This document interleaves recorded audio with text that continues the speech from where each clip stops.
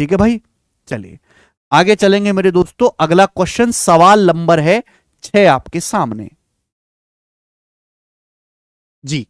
सवाल number 6, x1 x2 x3 एक काम को 90, 45 और 67.5 दिन में कर सकते हैं। टाइम एंड वर्क का क्वेश्चन है। 3 लोग हैं बेटा, नाम भी उनके बड़े खतरनाक दिए हैं, x1 x2 x3। x1 काम कर सकता है एक 90 दिन में, x2 काम कर सकता है 45 दिन में, और x3 काम कर सकता है 67.5।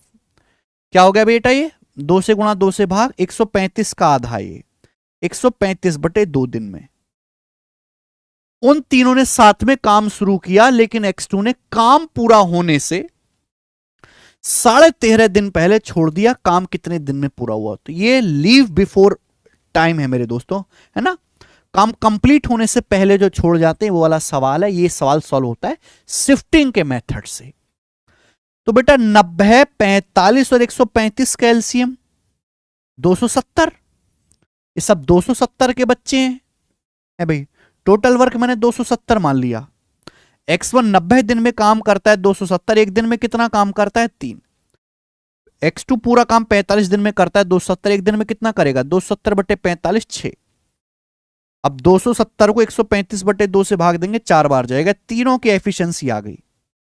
देखो बेटा बेहतरीन तरीका बता रहा हूं। सपोज काम यहां से होना शुरू हुआ है और काम जो है यहां पे जाके टोटल एंड हुआ है। काम यहां से होना शुरू हुआ और काम यहां पे जाके खत्म हुआ।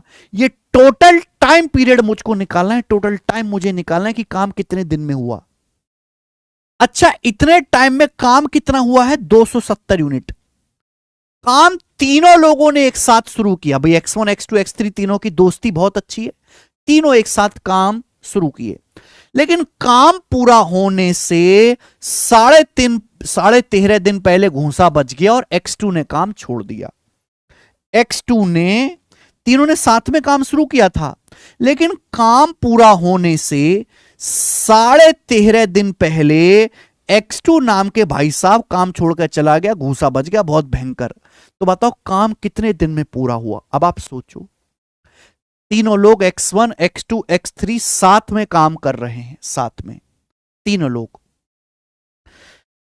अगर ये x2 काम छोड़ के ना जाता, अगर ये x2 आखिर के 13.5 दिन भी काम करता, अगर ये x2 छोड़ के ना जाता, अगर ये x2 नाम का बंदा भी 13.5 दिन, आखिर के 13.5 दिन भी काम करता, मैं x2 को, अभी x1 और x3 दोनों हाथ पांव जोड़ के पकड़ लेंगे कि भाई देख कितनी अच्छी दोस्ती हमारी, क्यों छोड़ के भाग रहा है, आखिर के 13.5 दिन भी काम कर ले। तो भाई ये जो बंदा x2 है, ये एक दिन में 6 काम करता है। 6 13.5 दिन में कितना काम करेगा? तो आपका जवाब आ जाएगा जी 78 और 3 81। कितना? 81। अगर x2 आखिर के 13.5 दिन भी काम करता तो सेम टाइम में, मैंने टाइम नहीं बदला, इसी टाइम में 81 यूनिट काम एक्स्ट्रा होता और सेम टाइम में काम कितना होता? 351। सेम टाइम में 351 यूनिट काम होता सेम टाइम में। और इस काम को करते कौन? तीनों लोग। अब तो कोई छोड़ के गया नहीं, तीनों लोग करते 3 6 9 4 13 एफिशिएंसी के साथ, 3 6 9 4 13 एफिशिएंसी के साथ 351 यूनिट काम कितने दिन में होता? 13 दूनी 26, 26 के बाद बचेगा 4 5 9, 13 7 91, 27 दिन में, 27 डेज में। यानी कि पूरा जो काम है वो 27 दिन में खत्म हुआ है। ये आंसर है डी ऑप्शन। गजब का तरीका है शिफ्टिंग वाला। मैंने टोटल वर्क तो बदल दिया, पर मैंने टाइम पीरियड नहीं बदला। टाइम पीरियड हमने नहीं बदला।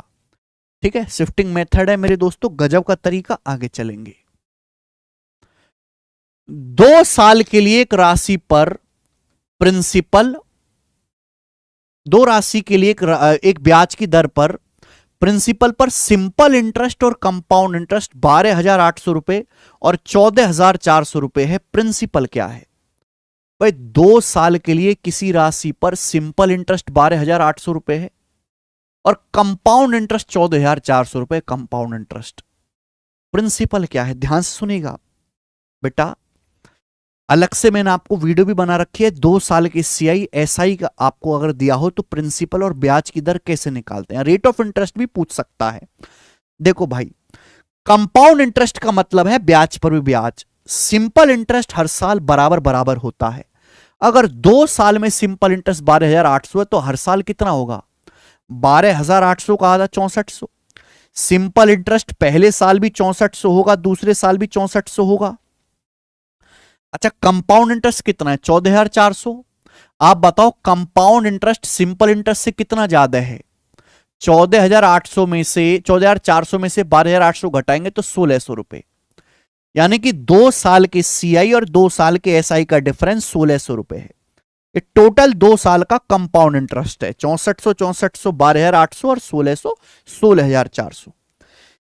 ये 1,600 रुपए ब्याज कहां से आया? ये 6400 रुपए पर ही ब्याज मिला होगा। ब्याज 6400 का 1/4 यानी कि 16%, 1/4 25%। तो ब्याज की जो दर है वो 25% पर एनम है मेरे दोस्तों। अगर ब्याज की दर पूछा होता ये आ जाता। आपसे पूछा है मेरे दोस्तों प्रिंसिपल। देखो, पहले साल सिंपल इंटरेस्ट और कंपाउंड इंटरेस्ट बराबर बराबर होता है। फर्स्ट ईयर में सिंपल इंटरेस्ट कितना है? 6400 रुपए। कितने गुना? 4 गुना। 1,600 का 4 गुना 6400।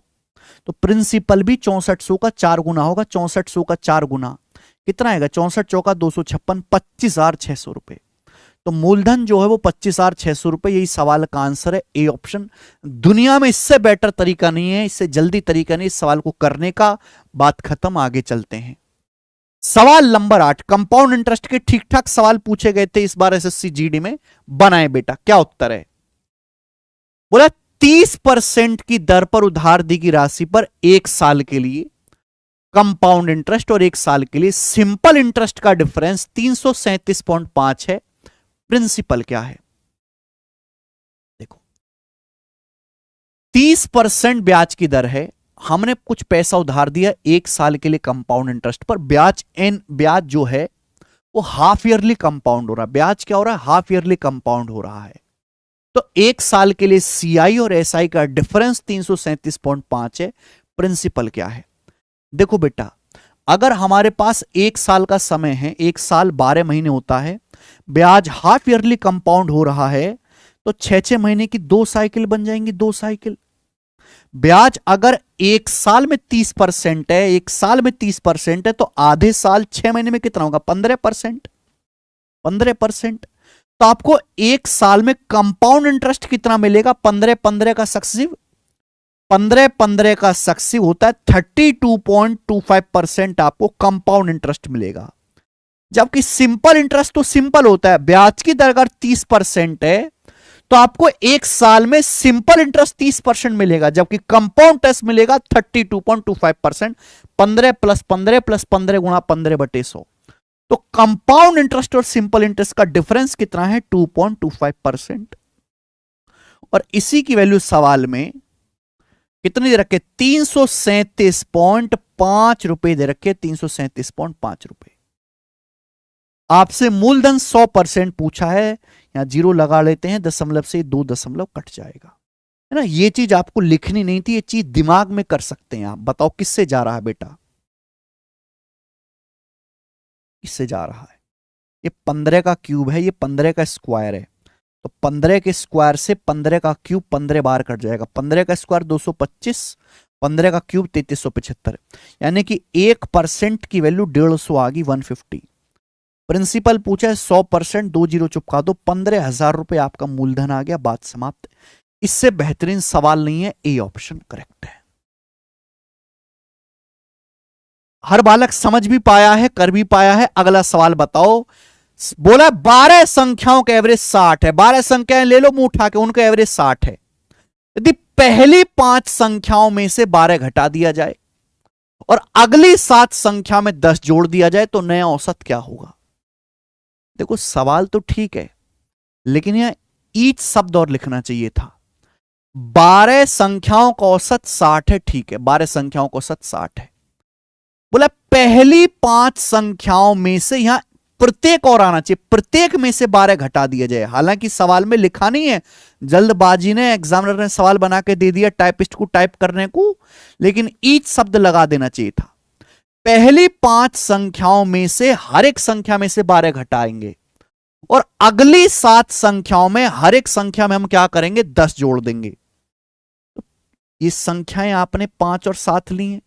पहली 5 संख्याओं में से हर एक में आपने 12 घटाया है, अगली 7 संख्याओं में हर एक में आपने 10 जोड़ा है। औसत क्या होगा? नया औसत। नया औसत छोड़ो, पहले बताओ कितना परिवर्तन आएगा। अगर हम 5 संख्याओं में से 12 12 12 12 घटा देंगे तो कितना घट जाएगा? 12 पंजे 60। 7 संख्याओं में 10 10 10 10 जोड़ देंगे तो कितना बढ़ जाएगा? 70। ये चेंज आया कितनी संख्याओं में? 5 7 12 संख्या में बटे 12, तो आ जाएगा 10 बटे 12। 10 बटे 12 होता है जी ये 5 बटे 6। 5 बटे 6 आप जानते हैं कि 0.833 होता है जी अप्रोक्स।